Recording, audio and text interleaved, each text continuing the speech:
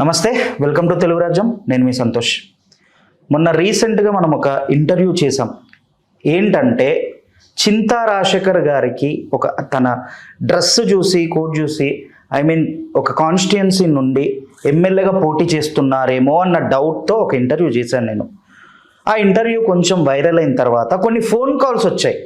Phone calls వచ్చి ఎక్కడ పోటీ చేస్తున్నాడు, ఏ నియోజకవర్గం నుంచి పోటీ చేస్తున్నారు, టికెట్ ఎవరు ఇస్తారు, ఇస్తే చింతా రాజశేఖర్ గారికి మేము ఎందుకు ఓట్లు వేయాలి అన్నట్టు నాకు ఫోన్ కాల్స్ వచ్చాయి, కామెంట్స్ వచ్చాయి, చాలానే జరిగాయి. అసలు ఎక్కడ పోటీ చేస్తున్నారు, ఓట్లు ఎందుకు వేయాలి అని వారి మాటల్లోనే తెలుసుకుందాం. మన ముందున్నారు చింతా రాజశేఖర్ గారు. నమస్తే సార్. సార్, మీరు ఎమ్మెల్యేగా పోటీ చేస్తే, సరే చేశారే అనుకోండి, మేము ఎందుకు ఓట్లు వేయాలి, ఎక్కడ పోటీ చేస్తున్నారు, మీరు టికెట్ ఎవరు ఇస్తారు? టికెట్ ఎవరు ఇస్తారు అంటే, ఇప్పుడు నేను కెమెరా ముందర నా విశ్లేషణ కానీ ఎనాలిసిస్ కానీ ఇవ్వడం అనేది గత 7 సంవత్సరాలుగా అందరూ చూస్తున్నారు. అది అయిపోయిన తర్వాత నాకున్న రాజకీయ పరిపక్వత ఏంటి, రాజకీయ పరిజ్ఞానం ఏంటి, కొంతమందికి ఒక అసెస్మెంట్ వచ్చింది. నేను తెలుగు ఛానల్సే కాదు, నార్త్లో హిందీ ఛానల్స్ డిబేట్స్లో కూడా, ఇంటర్వ్యూలో కూడా నా వాయిస్ తీసుకుంటారు. జాతీయ ఛానల్లో జాతీయ అంశాల మీద కూడా నా వాయిస్, నా వ్యూస్ తీసుకుంటారు. ఎస్పెషల్లీ ఈవీఎం మ్యానిపులేషన్ మీద.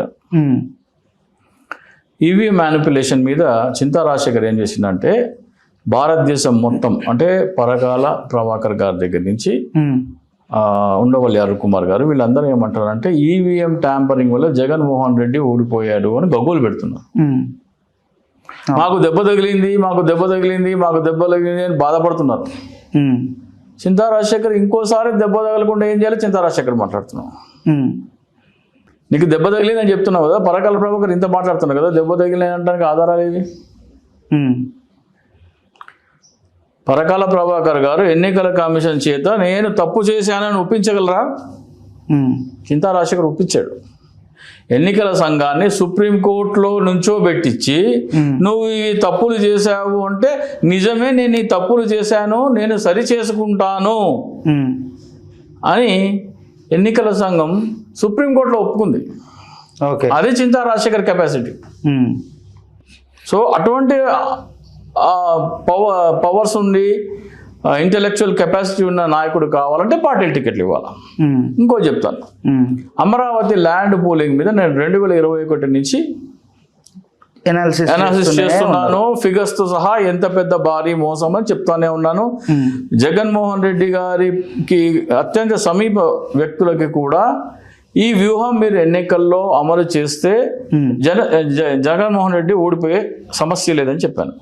ఏంటి అంటే, అమరావతి అనేది 5 లక్షల కోట్ల స్కామ్. ఆ 5 లక్షల కోట్ల ఫిగర్ మనం చెప్పేది కాదు, చంద్రబాబు నాయుడు నోట్లోంచిన అంకెలని విశ్లేషించి ప్రజలకు వివరిస్తే చంద్రబాబు నాయుడు తనంతట తానే ఒప్పుకున్నాడు అమరావతిలో 5 లక్షల కోట్ల స్కామ్ జరుగుతుందని. అది మనం ప్రజలను కన్విన్స్ చేయగలిగాం. అది కన్విన్స్ చేయగలిగినట్టయితే భారతీయ జనతా పార్టీ 5 లక్షల కోట్ల స్కామ్స్ సరైన చంద్రబాబు నాయుడుతో పొత్తు పెట్టుకునేది కాదు అనేది నా వాదన.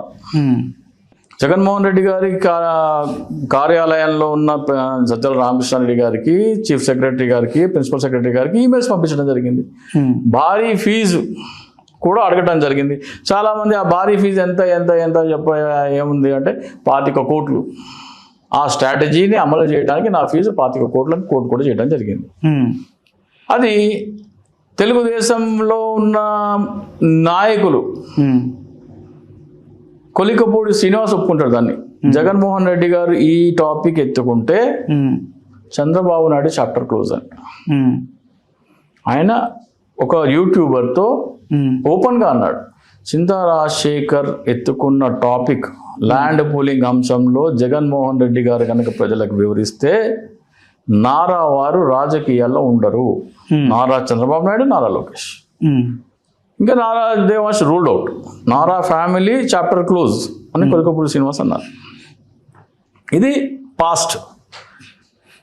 2 days బ్యాక్ నాకు ఒక ఫోన్ కాల్ వచ్చింది కూటమి పార్టీలో ఒక నాయకుడి దగ్గర నుంచి. అమరావతి మీద నువ్వు అత్యంత కూలంకషంగా విశ్లేషించి అదొక ఇన్వెస్టిగేటివ్ సిబిఐ ఎంక్వైరీ లాగా చేసి ప్రజల ముందర పెట్టావు, వైసీపీకి చెప్పావు, వైసీపీ పట్టించుకోలేదు. వైసీపీకి ఏదో ఫీజు చెప్పానంటున్నావు, వైసీపీ పట్టించుకోలేదు. మావిగన్ కూడా అటువంటి పనికిరాని ప్రాజెక్ట్ అని నువ్వు గనక చెప్పగలిగితే, అటువంటి ఆధారాలతో నిరూపించగలిగితే, నువ్వు వైసీపీకి ఏ ఫీజు అయితే కోట్ చేశావో దానికి డబల్ మేము ఇస్తాం. అంటే ఏంటి, కూటమి నాయకులు కూడా రాజశేఖర్ టాలెంట్ అనే ఇంటెలెక్చువల్ కెపాసిటీని గుర్తించారు.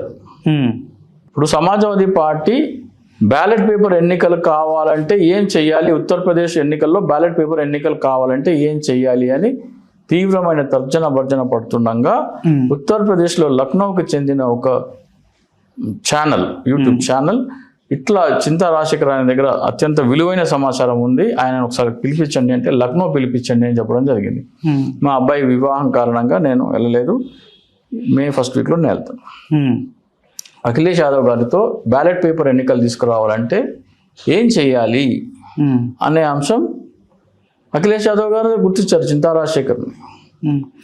ఎన్నికల సంఘం 1 జూన్ 2024 ఒక స్టాండర్డ్ ఆపరేషన్ ప్రొసీజర్ ఇచ్చింది, ఈవీఎంలో అవకతవకలు ఎలా పట్టుకోవాలి అని. అదే అత్యంత ఆ డాక్యుమెంట్ల ఆధారంగానే మనం ఎన్నికల సంఘం ఈవీఎం ట్యాంపరింగ్ చేసే వారితో కుమ్మక్కైంది అని రుజువు చేయొచ్చు.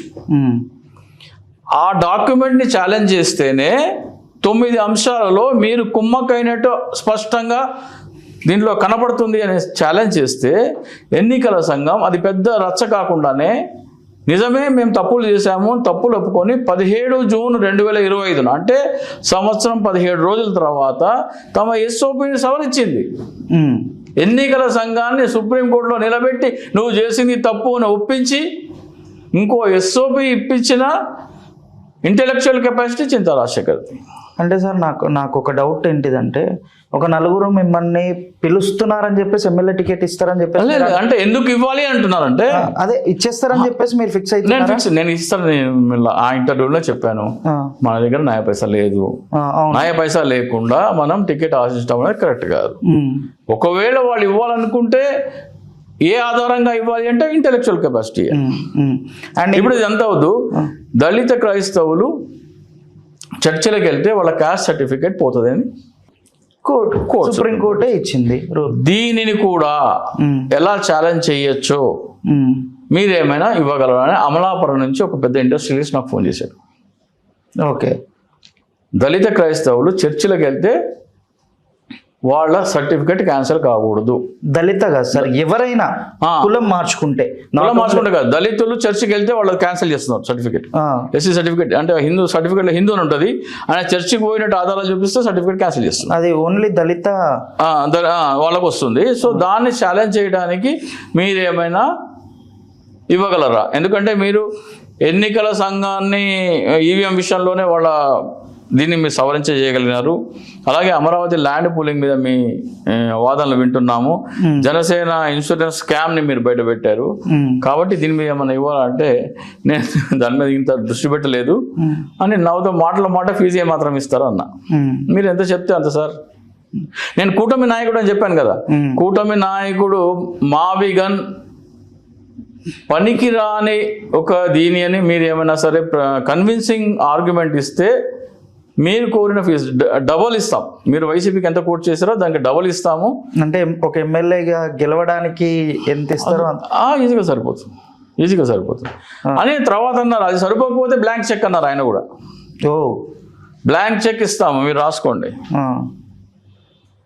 మావిగన్ ఫీజిబుల్ కాదు, ప్రజలకు ఉపయోగకరమైనది కాదు, ప్రజలకి నష్టకరమైందని మీరు కన్విన్సింగ్ ఆర్గ్యుమెంట్. ఎలా అయితే అమరావతిలో ఆయన ఏ మాట కూడా అన్నాడు, ఎలా అయితే మీరు అమరావతి అనేది 5 లక్షల కోట్ల స్కామ్ అని కన్విన్సింగ్ ఆర్గ్యుమెంట్ పెట్టారో, అలాగే మావిగన్ విషయంలో కూడా మీరు ఒక కన్విన్సింగ్ ఆర్గ్యుమెంట్ పెడితే మేము డెఫినెట్గా మీరు దానికి ఎంతైతే కోట్ చేశారంటున్నారో, ఎందుకంటే చీఫ్ సెక్రటరీ గారికి నాకు కొటేషన్ పంపించాం, జగన్మోహన్ రెడ్డి గారికి ప్రభుత్వానికి కూడా నాకు కొటేషన్ ఏంటో తెలుసు, దానికి డబల్ ఇస్తామని వాళ్ళు ప్రపోజల్ పెట్టారు. లేదా అది సరిపోకపోతే మీ బ్లాంక్ చెక్ అండి, మావిగన్ ప్రజలకు ఉపయోగకరం కాదు అని మీరు కన్విన్సింగ్ ఆర్గ్యుమెంట్ ఇవ్వగలిగితే అన్నారు.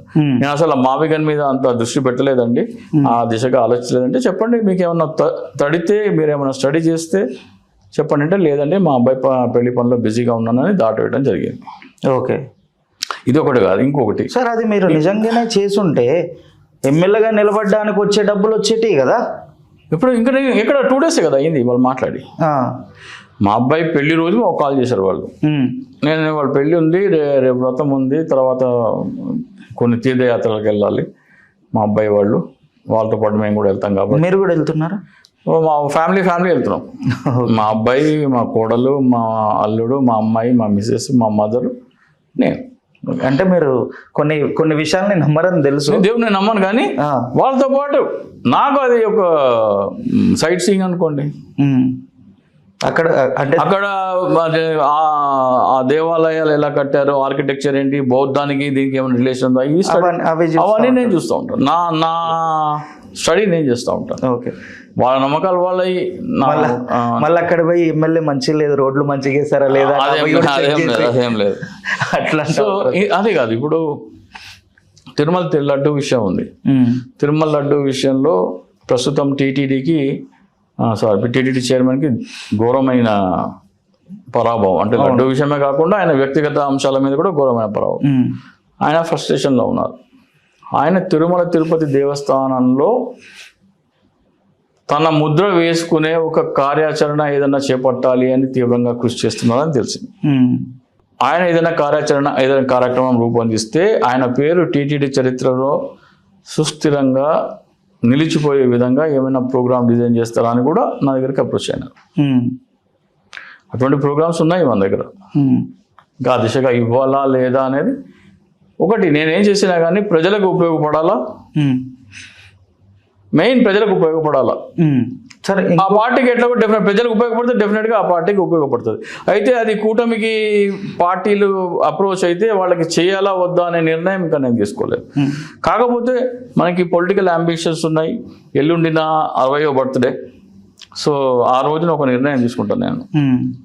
మనం న్యూట్రల్గా ఉండాలా, ఒక పార్టీకి అనుబంధంగా ఉండాలా, లేకపోతే ఏ పార్టీకి అనుబంధంగా లేకుండా ఒక కన్సల్టెంట్గా ఉండి ఎవరికైనా సరే మన ఐడియాలు కన్సల్టెంట్ ఫీజు తీసుకొని మన ఐడియాస్ ఇవ్వడం అనేది అలా కంటిన్యూ చేయాలనేది ఎల్లుండి ఒక నిర్ణయం అయితే నేను తీసుకుంటాను.